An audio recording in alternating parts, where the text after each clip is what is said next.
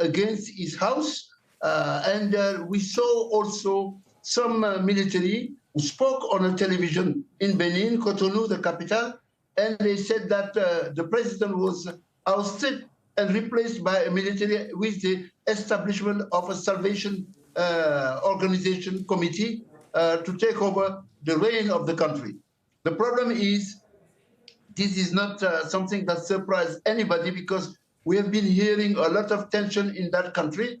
Some of the opposition members have been arrested for years and maintained in jail by the president in place, Talon. And also there is a process towards the new election next year or 2027 to replace him in power. He has already designated somebody to take over from him, from his party, his current Minister of Finance, who is Mr. Romuald Wadani, and he had managed to eliminate key people from the leading opposition party of former President Mr. Yayi Boni. So there was really a lot of tension within the country, and even there had been a coup attempt by close friends of the outgoing president. So nobody is surprised that the military came out and tried to do this attempted coup. It is not new in Benin.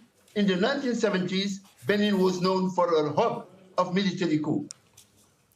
Adama, the thing here is also, I mean, as you mentioned, Patrice Talon was due to step down the next presidential election, slated for April, and his replacement, or his nomination for his replacement anyway, was already set.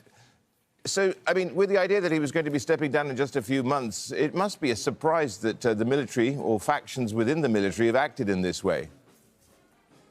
Yes, because, of course, everybody had the feeling that it was going to be a smooth transition, because really, in economic terms, in terms of infrastructure, Benin Republic was doing marvelous. It was achieving great strides towards its economic development. Myself, I was supposed to go after tomorrow to meet key business people interested in distribution of petroleum products in West Africa coming from Europe. But this is no longer possible. Why this has happened? Maybe the fact that actually this transition from Mr. Talon to a newly elected president next year was not seen as something as genuine.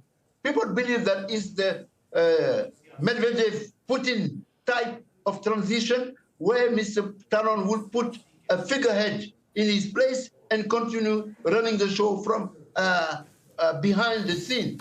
So this is something, this fake type of democracy that may have prompted the military to stage this coup. Whether they will succeed or not is early to say, because only what we know is that they've tried. Will they succeed? It is not new in West Africa, because recently we have heard there is a coup in Guinea-Bissau, with the advent of the military taking over from Embalo, Sissoko Embalo, the embattled president of that country, to the point that the ECOWAS, the regional body, economic community of West African states, was due to convening a meeting, a summit of heads of state on 14th of December to discuss the coup in Guinea-Bissau. Most likely they will have to discuss also the problems afflicting the West African region in terms of military intervention, eruption in the region, from Benin,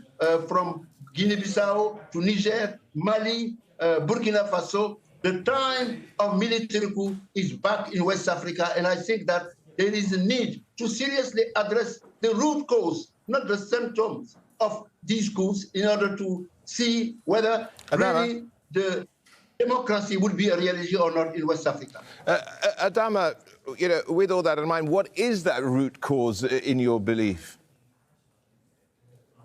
The root cause is that we don't have democracy. We pretend to have democracy in all of the West African countries.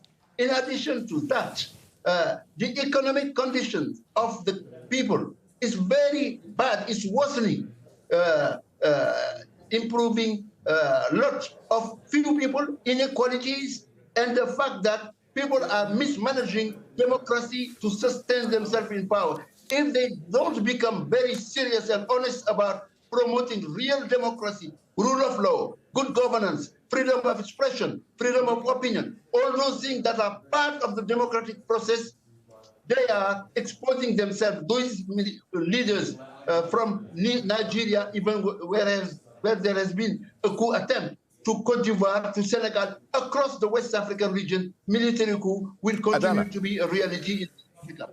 Adama, we're hearing that this body from the military, these Beninese soldiers, say they've appointed Lieutenant Colonel Pascal Tigri to lead a newly formed military committee for Refoundation. Do you know anything about this Lieutenant Colonel? No, look, this is something that came out of the blues. Nobody expected that it will happen today. But we knew that there was something underway in Benin. People were not happy. And we know the history of that country. In the 1970s, Benin had military coup. It had at one point even a triumvirate to rule it. Aomak Apiti, Zensu, there were three leaders who were sharing power at that time. And Kerekou became a military leader until the 1990s, early 1990s, went through a national conference, the first of its kind in West Africa. Democracy was restored in Benin Republic. We expected Benin to continue on that full way forward. But unfortunately, Mr. Talon, when he became president, he's a businessman, true businessman, very successful businessman. He was really playing a lot of tricks and exposing himself. So the arrival of these people, even if the guy is not known, is not surprising, because that's what has happened in the past, not just in Benin Republic, but across West Africa in the type of military coup that have been done in those countries.